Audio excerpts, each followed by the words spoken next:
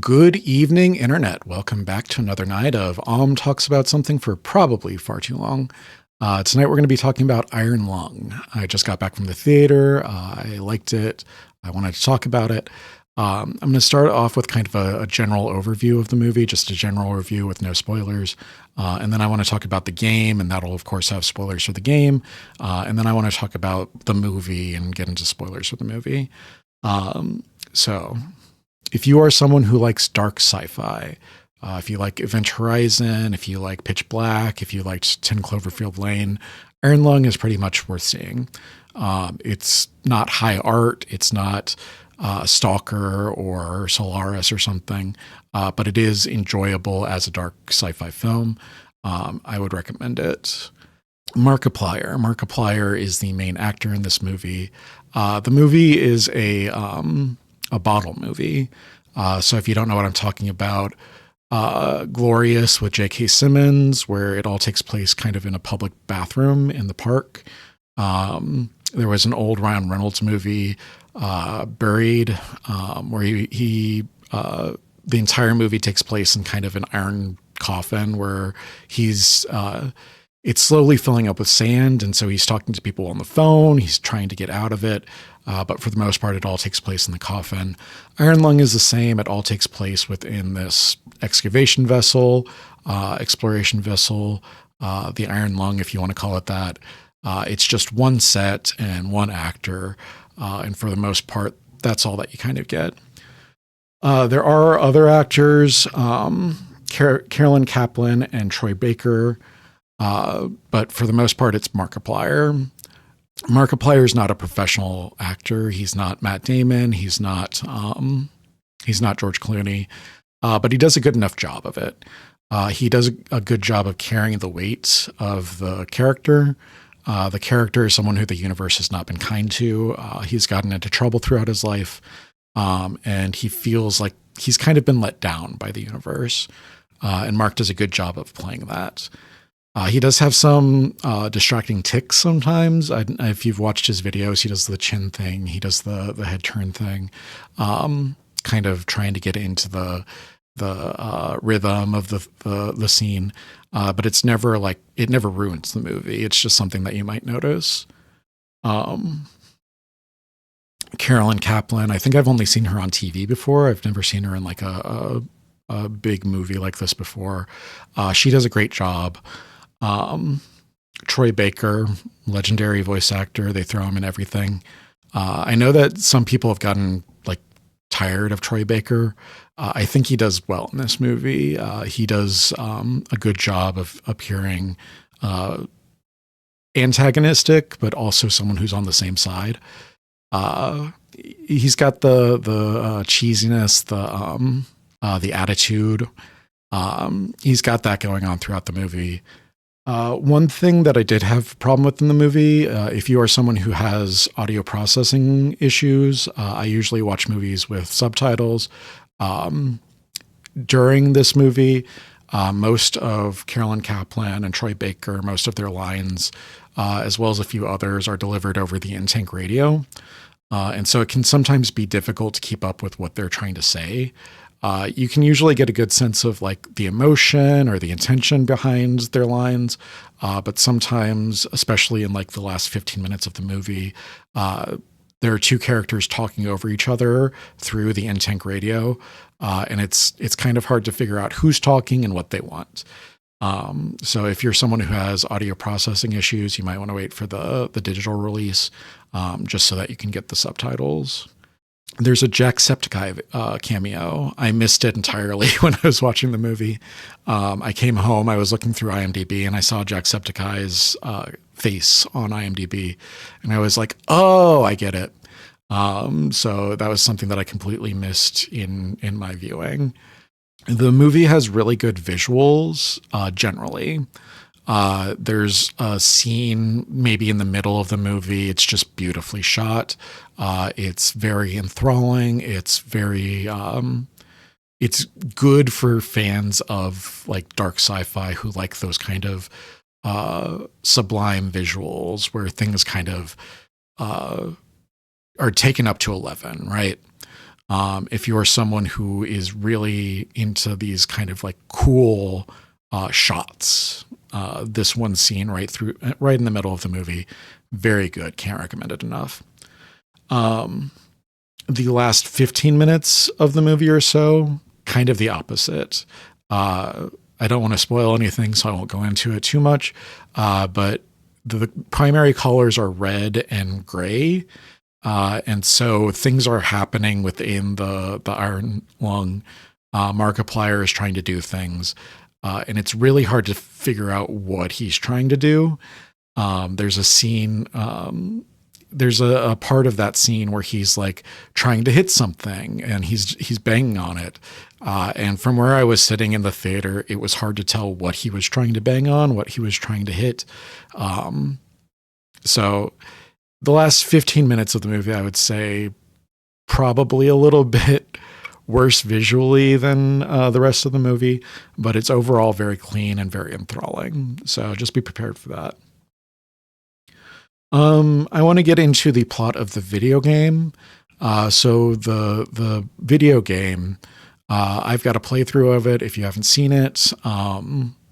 Markiplier has a playthrough of it if you haven't seen it. Go watch both of our videos. They're free on YouTube. The game itself is $4 right now. I think it's usually $8. So if you've got a gaming PC and you want to experience it for yourself, it's fairly affordable. The plot of Iron Lung is that a convict is welded into a exploratory vessel. It is the end of the universe, apparently. The stars are going out, planets are dying. Humanity has kind of withered away to like the remaining vestiges. It's very apocalyptic. They call it the Quiet Rapture. The consortium, I don't remember if the consortium is in the game or not, but the last remaining survivors of mankind pinpoint this one moon. This moon is covered in an ocean of blood, and they pinpoint it as kind of the important for finding out what happened, what caused the Quiet Rapture. And so the convict gets welded into this iron lung. They are sent down to the bottom of this ocean to take pictures. They can't see out of the porthole. They can only see through a camera, and that camera can be activated like by a button on the other side of the ship. So they can't just like hold the button and look out the camera and go through and navigate visually. They have to navigate by navigational tools. The first hour and a half of the Iron Lung movie follows this particular like plot. It's almost beat for beat the same plot. There are a few deviations. At one point, the Iron Lung gets brought back up to the surface, and Markiplier gets to talk with his captain, Ava, and the two others that are in the hangar. But for the most part, the first hour, about an hour, it just follows the plot of the game. You're not missing anything. Halfway mark is when it starts to go into its own thing. The game kind of builds this tension of the ship falling apart. So the longer that you're in the ship, the more your air runs out. Blood starts to fill up from the bottom of the ship. So at the end of the game, you're waist deep in blood. You go from location to location on a map, navigating by these navigational tools, and then you take a picture on the camera, and then it gives you a completion mark, like you've done your job here, go somewhere else. You can complete the pictures in whatever order you want to, but as you complete the pictures, your ship is falling apart. So the game kind of plays on a few fears. First off, there's the claustrophobia fear. You're basically, you have 5 square feet, 6 square feet of space that you can work with. You're just going back and forth between where you can navigate, where you can steer the ship, and where you take a picture on the other side of the ship. It's like being trapped inside of a hallway. You can't really do much. It's just go from one side to the other side. It also kind of plays on the isolation fear. This was after the pandemic. So if you weren't a piece of shit, you probably spent most of 2020, 2021 kind of isolating from other people, staying in your own house, staying in your own room, staying in your own apartment, trying not to get other people sick, trying not to get sick yourself. If you have that kind of anxiety about like self-isolation, not being able to talk to other people, not being able to see other people, Iron Lung very much plays on that feeling of isolation. And then there's kind of this this fear of existential doom. The stars are going out. The universe is being destroyed. You get the chance to go and explore this moon, but you don't know if it's going to do anything. You don't know if it's going to save the universe. You don't know if it's important. You don't know anything about it.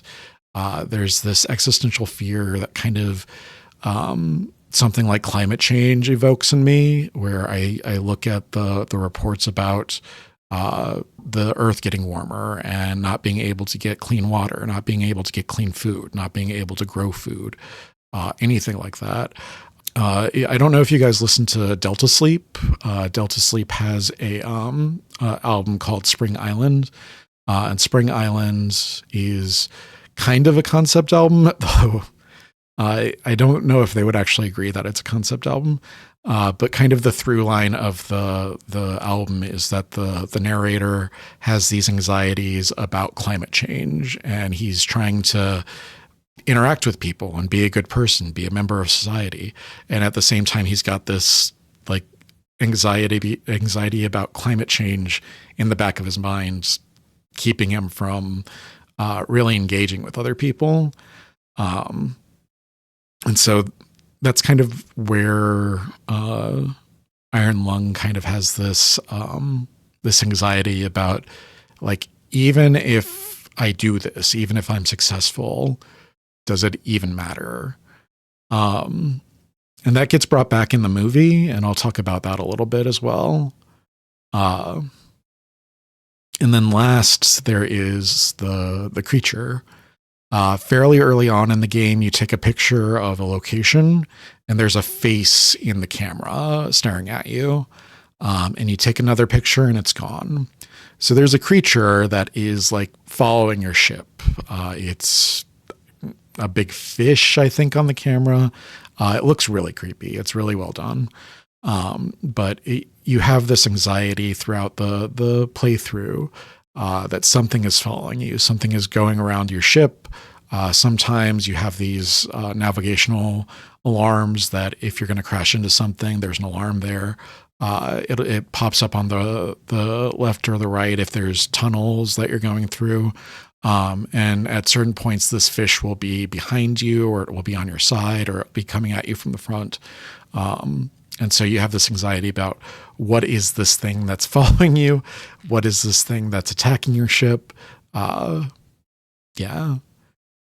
so those are kind of the anxieties that Iron Lung is playing with. And spoilers for the end of the game, it all builds up to this jump scare. So it's probably 20, 30-minute game. You go from location to location. Your ship is falling apart. You go to take the last picture, and something breaks through the back of the ship and attacks you. So it's got this kind of like building tension and then release in the jump scare. Time to get into spoilers for the movie. So the movie, it's basically the same plot. There's been this quiet rapture. The stars are dying. The planets are dying. Markiplier plays a convict who is the only survivor of a station called Filament Station. And we don't get to learn much about Filament Station, but one of the important things about them is that they had a tree, one of the last trees alive. We learn throughout the movie that the tree died. Markiplier's character was trying to do something. The Filament Station exploded. It's no more. We never get told straight up what the convict did. but everyone holds him responsible for the destruction of the filament station. He insists throughout the game that wasn't supposed to happen, or throughout the movie. He insists throughout the movie that wasn't supposed to happen. Like, it's not my fault. I wasn't trying to do that. There was never supposed to be an explosion. There was never supposed to be a destruction. But we don't ever get to see what happened. We don't ever get to know whether he's correct or whether he's just trying to cover his own ass. So he gets brought on the consortium. I think it was COI or something like that. The consortium takes him as prisoner, puts him into the Iron Lung. They want him to go down and explore the Blood Ocean, see if he can find anything.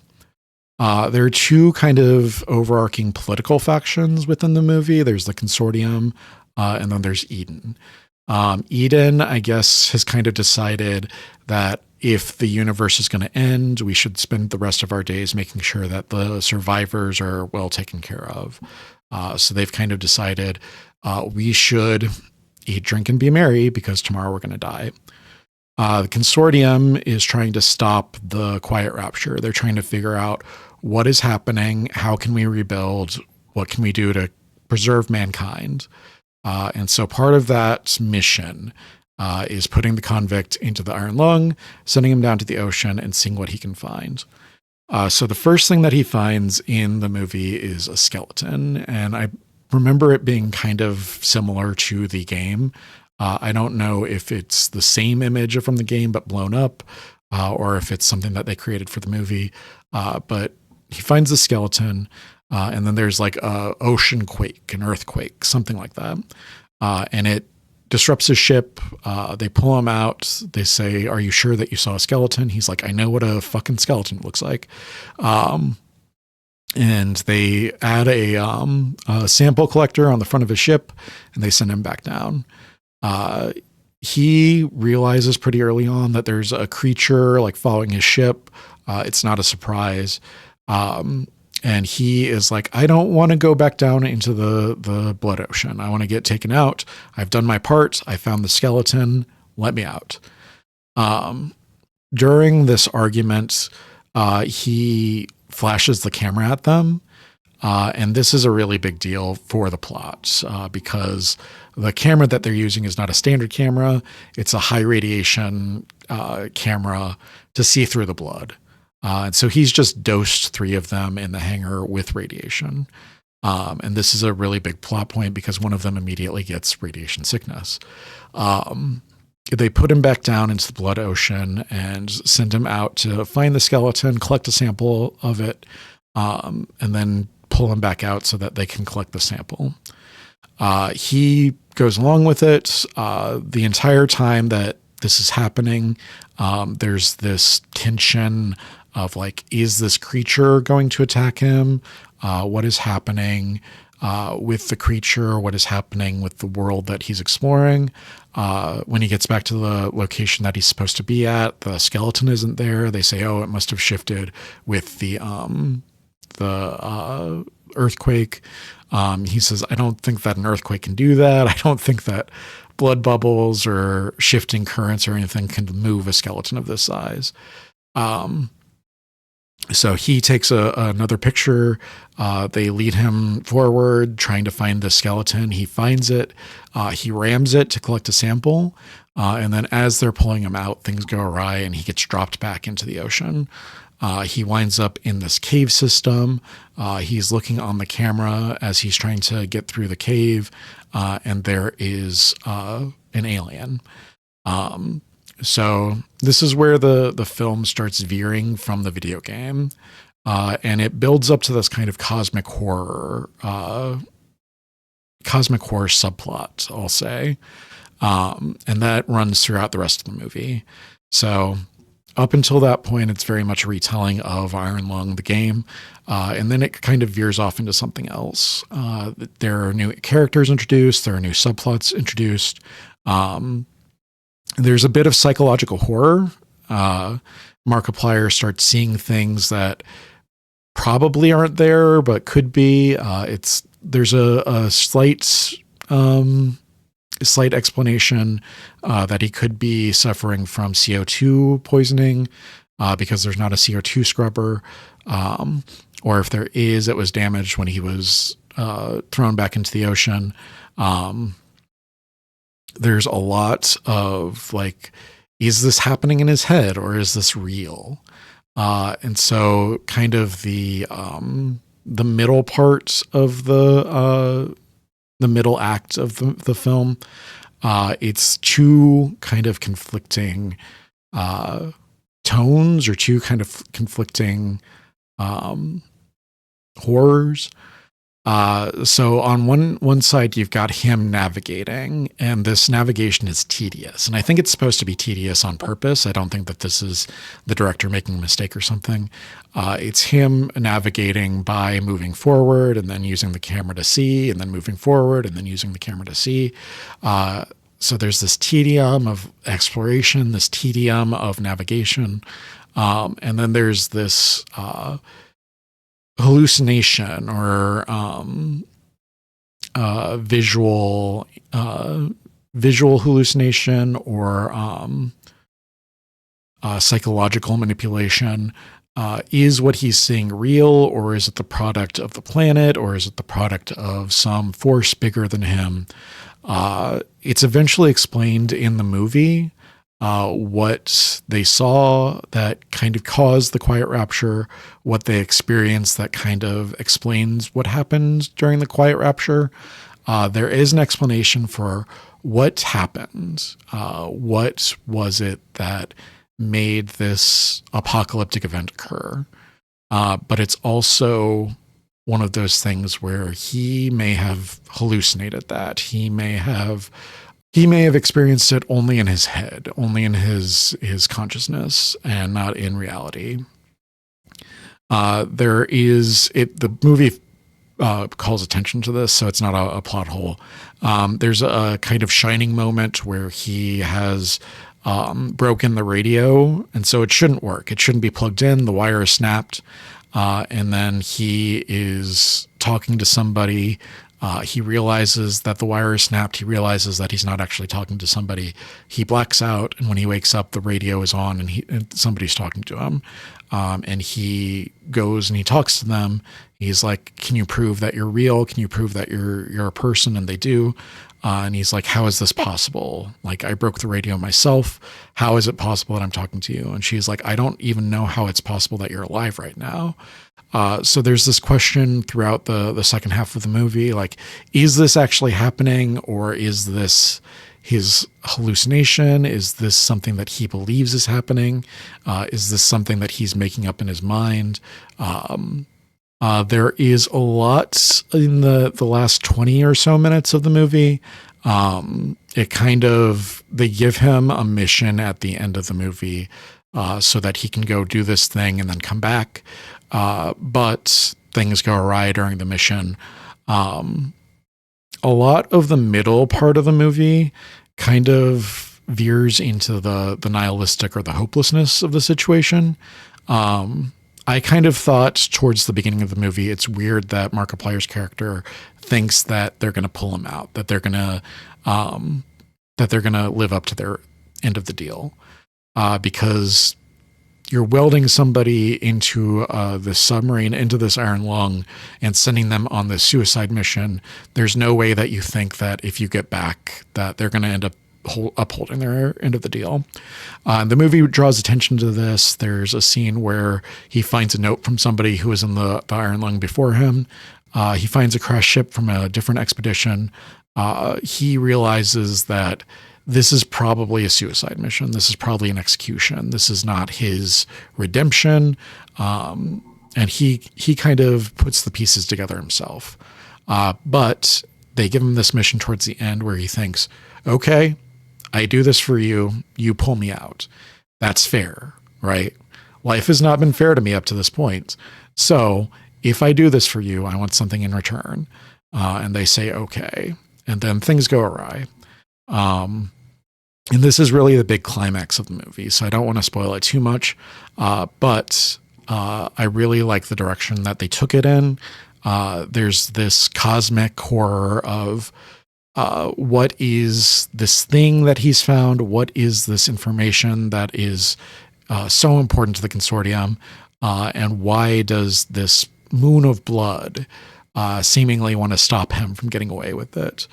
And so he follows through with this mission, and at the end, the movie kind of justifies itself. It kind of gives the whole thing a purpose, but a lot of the second act and a bit of the third act kind of gets muddled in this hopelessness and this, what does it all even matter?